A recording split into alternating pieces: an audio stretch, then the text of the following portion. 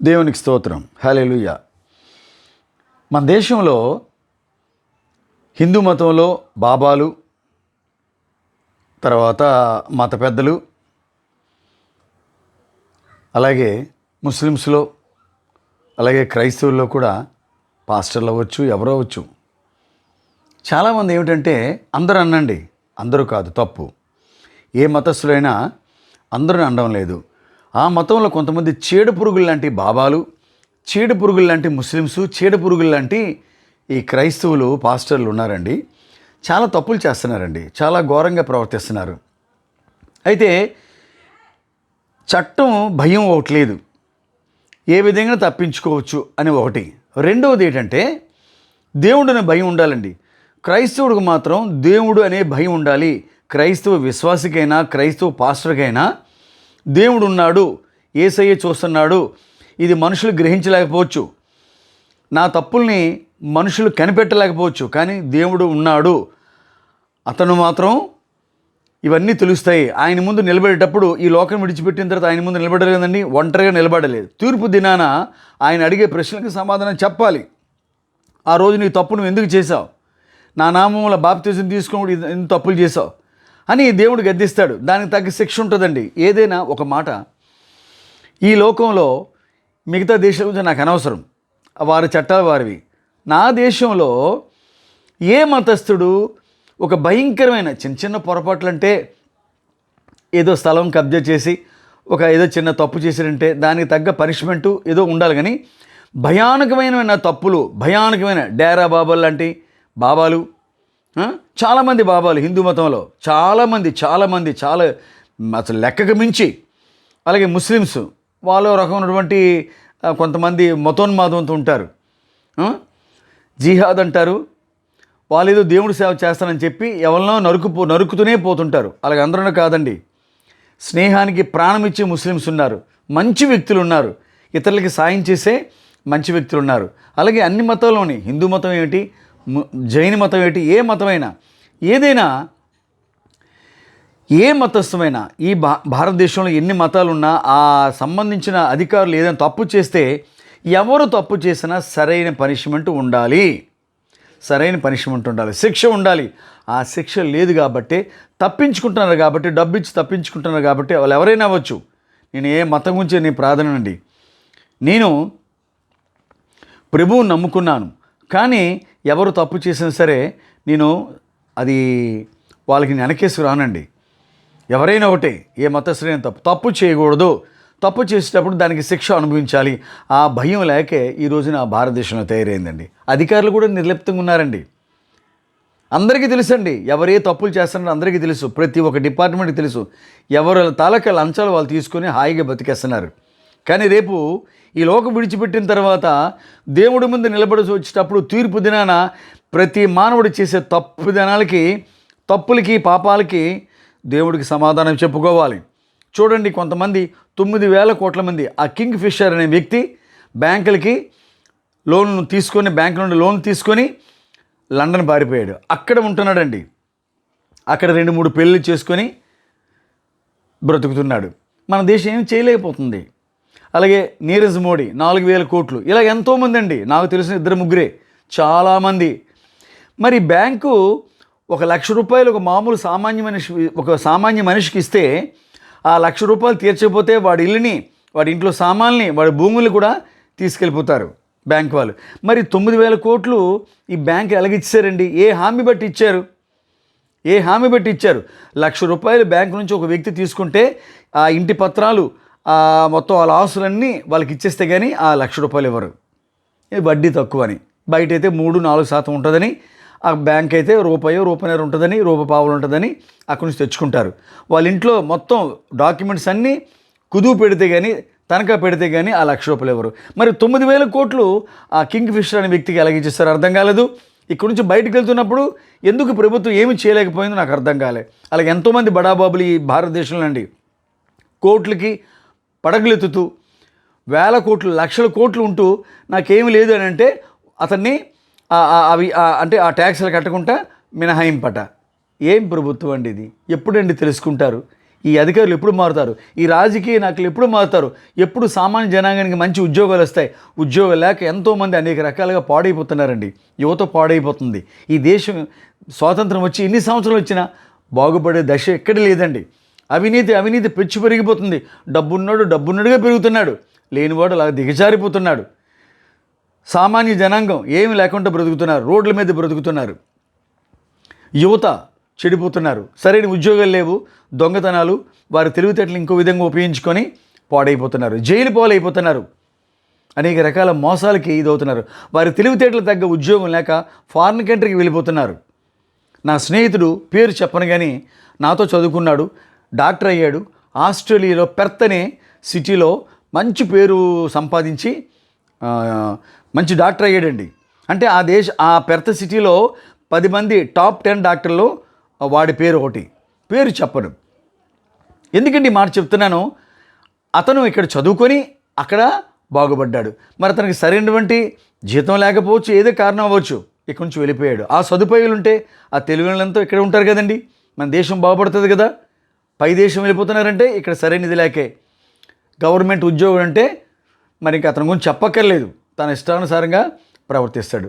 Private ఉద్యోగాలు ఒళ్ళోంచి పనిచేస్తున్నారండి, క్రమశిక్షణగా పనిచేస్తున్నారు.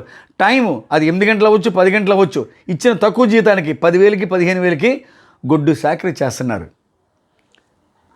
తప్పు చేస్తే ఉద్యోగం పోద్ది. మరి ఆ గవర్నమెంట్ ఉద్యోగస్తులకి లక్షల జీతాలు ఇచ్చినా వాళ్ళు పని చేయరు. తప్పు చేసినా, లంచాలు తిన్నా, ఎంత డబ్బు తిన్నా వాళ్ళకే భయం లేదండి, వాళ్ళకి ట్రాన్స్ఫర్ చేస్తారంతే. ఇది మన సమాజం. ఎప్పుడు మారుతుంది మన భారతదేశం? ఎప్పుడు మారుతుంది? ఎప్పుడు మనుషుల్లో మార్పు వస్తుంది? అధికారులు చాలామంది లంచగొండలండి. అందరూ అన్నండి, ఇప్పటికీ పెద్ద పెద్ద ఉద్యోగాలు చేస్తూ లంచం ఆశించుకుంటా జీతం మీద బ్రతికిన మంచి నిజాయితీ పరులు ఉన్నారండి. వాళ్ళ జీవితం సాఫీగా ఉంటుంది. కానీ అవినీతితో సంపాదించినవి చెడు వ్యసనాలకి పాడైపోతున్నారు. విపరీతంగా డబ్బు వస్తుంది కదండి, జీతం 1,00,000 2 లక్షలు, బయట ఆదాయం ఈ అక్రమంగా సంపాదించిన అవినీతి సంపాదన కోట్లలో ఉంటుంది. తను కన్నుమిన్ను కానుకుంటూ అనేక రకం పాపాలు చేస్తూ జీవిస్తున్నాడు. తుదకేమవుతుందండి? అనేక రోగాలు పాలయ్యి తన కుటుంబం చిన్నభిన్నమైపోయి తను చేసిన పాపాలకి, తను అక్రమంగా సంపాదించిన డబ్బుకి అన్యాయం అయిపోతున్నారు కుటుంబాలు. అతని కుటుంబమే పాపం అయిపోతుంది. అతను చేసిన పాపానికి వాళ్ళు శాపగ్రస్తులు అవుతున్నారు. అతను కూడా శాపగ్రస్తులు అవుతున్నాడండి. అతను ఎంతోమంది జీవితాలని పాడు చేసి, ఎంతోమందికి బ్రతుకు లేకుండా, ఎంతోమంది నుంచి అక్రమంగా దోచిన సొమ్ముని వాళ్ళు అనుభవిస్తారు. ఇట్లాంటి వాళ్ళు మన భారతదేశం చాలామంది ఉన్నారండి. ఎప్పుడు మారుతుంది నా దేశం? స్వాతంత్రం వచ్చి ఇన్ని సంవత్సరాలు అవుతుంది. బ్రిటిషుడు ఉన్నప్పుడు వాడి వలన మన దేశం పాడైపోయిందన్నారు. ఇప్పుడు మనం పరిపాలించుకుంటున్నాం. ఏం బాగుపడ్డామని చెప్పండి? డబ్బున్నవాడు ధనవంతుడు అవుతున్నాడు సంవత్సరానికి, రోజుకి. కానీ పేదవాడు అలాగే ఉంటున్నాడు. రోడ్ల మీద చూడండి, ఆ బస్ స్టాండ్లో పడుకుంటారు, తిండి ఉండదు. కొన్నాళ్ళు చూస్తాడు, తనకి కసి పెరిగిపోతుంది. ఈ సంఘంలో నాకు బ్రతకడానికి ఏ దారి లేదని చెప్పి హంతకుడిగా మారుతాడు. అంటే దేశం చట్టం ఎంత బలహీనంగా ఉందో అర్థం కాలే. ఏమి న్యాయం, ఏమి ధర్మం, ఏమి న్యాయస్థానాలు, ఏమి రాజకీయ నాయకులు, ఏమి అధికారులండి, ఏమి అర్థం కాలే. ఈ లోకంలో సంపాదించింది, వారు సంపాదించిన పాపపు సొమ్ము, దాన్ని బట్టి వారు ఈ లోకాన్ని విడిచిపెట్టిన తర్వాత వారికి భయంకరమైన శిక్షలు దేవుడి ముందు ఉంటాయండి. దేవుడి ముందు ఏమి చెప్పుకుంటారో అర్థం కాలే. ఈరోజు నేను చెప్తున్నానండి, చాలా బాధతో చెప్తున్నాను. ఎంతోమంది అనాథులు, అభాగ్యులు జీవితం మీద విరక్తే చచ్చిపోతున్నారు. పెళ్ళికాని ఆడపిల్లలు, ఉద్యోగం లేక యువత చెడిపోతున్నారు. దొంగతనాలు బారి పడుతున్నారు, దొంగతనాలు చేస్తున్నారు, అనేక రకాల నేరాలు చేస్తున్నారు, వాళ్ళ జీవితాన్ని పాడు చేసుకుంటున్నారు. ఎప్పుడు ఈ సమాజం మారుతుంది? ఎప్పుడు నా దేశం మారుతుంది? ఎప్పుడు నా దేశానికి ఒక ఆలోచన వస్తుంది? అధికారులకి అందరూ మంచి ఉద్యోగాలు సంపాదించుకుంటారు. రిజర్వేషన్ల మీద ఉద్యోగాలు, తనకి అక్షరం ముక్కొచ్చినా రాపోయినా రిజర్వేషన్ మీద ఉద్యోగం. తనేం చదువు చెప్తాడు, తనేం డాక్టర్ అవుతాడు, తనేం బ్రిడ్జిలు నిర్మిస్తారండి. మేధావులకి వెనక్కి పెట్టేస్తున్నారు. రిజర్వేషన్ పేరిట ఉద్యోగాలు ఇస్తున్నారు. రిజర్వేషన్ పేరిట వాళ్ళకి అన్ని వసతులు ఇవ్వండి. ఉద్యోగ విషయంలో తెలివితేటలు బట్టి, ఎవరు సామర్థ్యత బట్టి వారికి ఉద్యోగాలు ఇవ్వాలండి. అప్పుడు మన దేశం బాగుపడుతుందండి. రిజర్వేషన్ పేరిట భార్య భర్త కూడా గవర్నమెంట్ ఉద్యోగాలే, మిగతా వాళ్ళకి ఉద్యోగాలు లేక ప్రైవేట్ ఉద్యోగాలు చేస్తూ 10,000కి 15,000కి నానా బాధలు పడుతున్నారండి. ఉదయాన్నే వెళ్తే రాత్రి వెళ్తారండి ఇంటికి. ఇదండి దేశం ఎప్పుడు బాగుపడుతుంది, నా దేశం ఎప్పుడు బాగుపడుతుంది, నా భారతదేశం ఎప్పుడు బాగుపడుతుంది. దేశంలోని అభివృద్ధి చెందడానికి ఎన్నెన్నో ఉన్నాయండి, మార్గాలు ఉన్నాయి, ఎన్నెన్నో నదులు ఉన్నాయి, విస్తారమైన భూములు ఉన్నాయి. కానీ సోమరపోతులు ఎక్కువ అండి. తల్లిదండ్రులు తాత ముత్తాతలు సంపాదించినటువంటి ఆస్తుల్ని వెనకేసుకొని వాళ్ళు అనీతిగా బ్రతుకుతూ సోమరపోతులై, తాగుబోతులే, తిరుగుబోతులే, పబ్బులంటూ తిరుగుతూ వాళ్ళ జీవితాన్ని వాళ్ళగా లక్షల కోట్లు వేస్ట్ చేస్తారు రాత్రులు. కానీ ఒక పేదవాడికి 10 రూపాయలు అన్నం తినడానికి కూడా గతి లేకుండా అయిపోతుంది. ఎప్పుడు మారుతుంది ఈ సమాజం? న్యాయమూర్తులకు తెలీదా? పోలీస్ అధికారులకు తెలీదా? అందరికీ తెలుసండి. ఎవరు లంచాలు వాళ్ళు తీసుకొని గుట్టుగా బతికేస్తున్నారు. ఇదండి జీవితం. తప్పు చేసిన వాడికి సరైన శిక్ష ఉండాలి. ఆ శిక్ష లేనప్పుడు ఈ దేశం ఎప్పుడు కూడా బాగుపడద్దండి. బ్రిటిషుడు పరిపాలించిన 10 సార్లు మనం దూషిస్తుంటామే. మనం పరిపాలించాం 70-80 సంవత్సరాలు.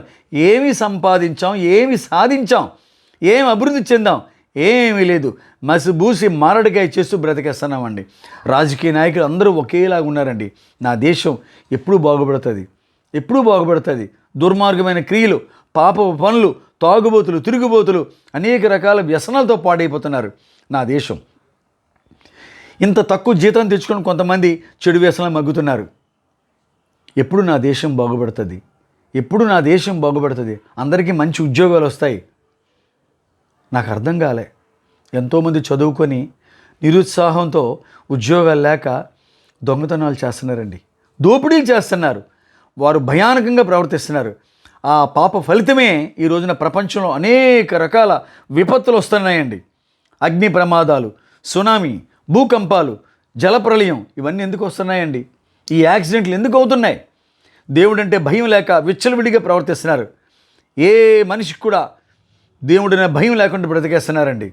ఏ పాపం చేసినా చెల్లిపోతుంది, ఎవరి లంచాలు వాళ్ళకి పడిస్తే తప్పు నుంచి బయటకు పడిపోవచ్చు అని నువ్వు అనుకుంటున్నావు. కానీ ఈ లోకం విడిచిపెట్టిన తర్వాత ఏదో ఒక రోజున ఈ లోకం విడిచిపెట్టి నువ్వు మరణించి వెళ్ళవలసింది కదా. అప్పుడు నీ ఆత్మ దేవుడి ముందు నిలబడేటప్పుడు నువ్వేం సమాధానం చెప్తావు? దేవుడికి గుర్తుంచుకో. అవినీతిపరుడా, ఈరోజు నువ్వు సంపాదిస్తున్నావు. నీ సంపాదన ఈ లోకం విడిచిపెట్టిన తర్వాత నీ పాపాలకి ఫలితం నువ్వు నిత్య నరకాగ్ని పాలవుతావు.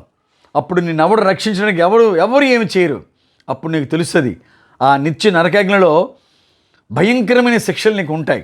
ఆ శిక్షలను అనిపిస్తున్నప్పుడు నువ్వు చేసిన పాపాలకి అయ్యో ఆ రోజు ఆ పాపం చేయకుంటూ ఉంటే బాగున్నాయి, నీతిగా ఉంటే బాగున్నాయి అనుకుంటేవి. దేవుడు ఎవరికి ఇష్టం పెడతాడు సార్?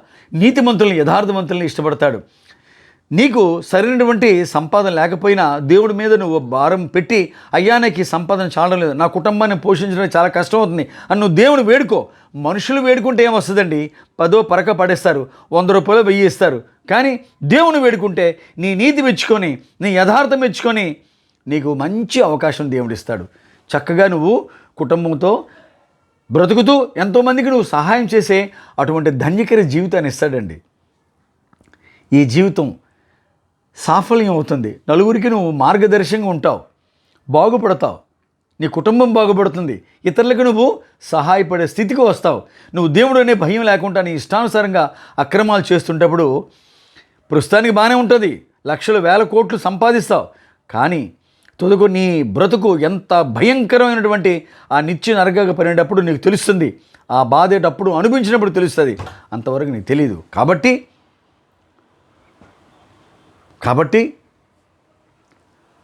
ఆలోచించండి. సాటి మనిషికి సహాయం చేయండి. లక్షల వేల కోట్లు సంపాదిస్తున్నవే అక్రమంగా నీ చుట్టూ సమాజం తిండిలేక బాధపడుతున్నారు. ఒక రాత్రి తాగుడికి, వ్యభిచారానికి, పేకాటికి, అనేక రకాల వ్యసనాలకి ఆ పాపం సొమ్ము ఖర్చు పెడతావే లక్షల కోట్లు. నీ చుట్టూ సమాజానికి ఆ మాత్రం సేవ చేయలేవా? చూడండి, కొంతమంది వాళ్ళకున్న దాంట్లోనే సహాయం చేస్తారు. అది నీకు 10 రెట్లుగా 100 రెట్లుగా దేవుడు మళ్ళీ తిరిగిస్తాడు.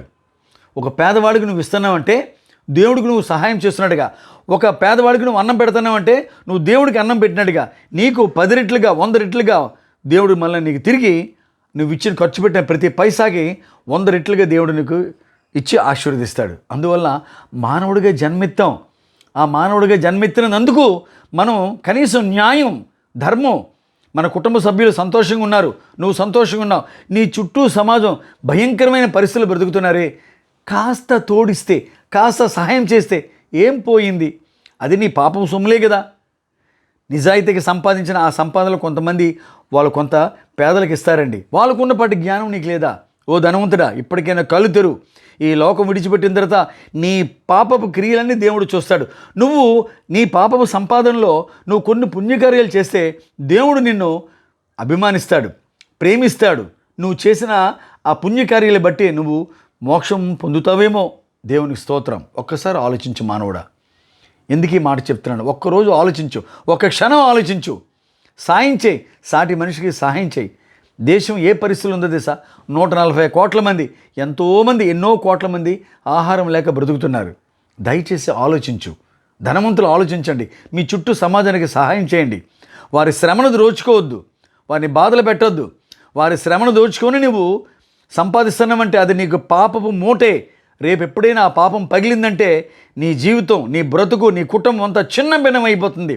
ఇక్కడ నువ్వు తప్పించుకున్న చట్టాల నుంచి ఆ భగవంతుడి ముందు నువ్వు తప్పించుకోలేవు. నిత్య నరకాగ్ని పాలవుతావు. అక్కడ ఆ బాధలు బట్టి నీకు తెలుస్తుంది, ఎవరేం చేయలేరు. ఇది దేవుని హెచ్చరిక. God bless you all.